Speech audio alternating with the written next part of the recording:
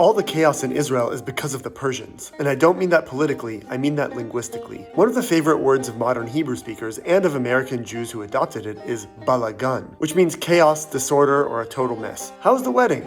Total Balagan. Believe it or not, this modern Hebrew word is actually Persian in origin. It all started as Balagan, the Persian word meaning an upper room. Bala meaning up, and khane, meaning house. For example, musicians in the king's court lived in these upper chambers. Even my great-great-grandfather, Balagan Davud, a professional musician in the king's court, was possibly named after this association. Somehow this word Balagan doesn't appear to be related to the English word balcony, which also denotes an upper room in a way. In modern Persian, the word for balcony is balkon, borrowed from the French.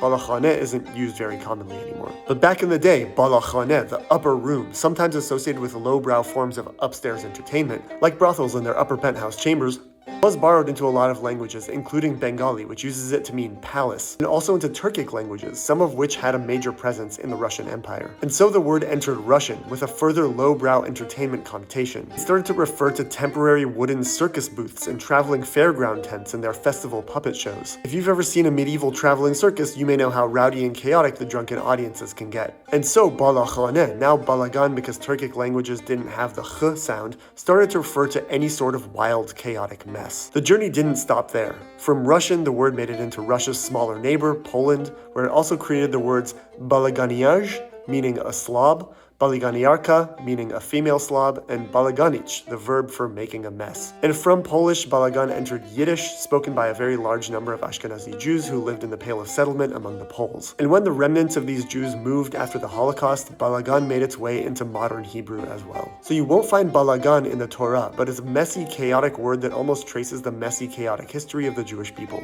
From the first diaspora in Persia, through mercantile relations with many nations throughout the world, into Turkic and Indo-European languages, to the Jews of the East and the Jews of the West, and finally into modern Hebrew and Jewish English. So truly, what a Balagan, and it's all thanks to the Persians, and the Turks and Russians and Poles and Ashkenazis and anyone else who likes to use the word. Like, it's even in Finnish?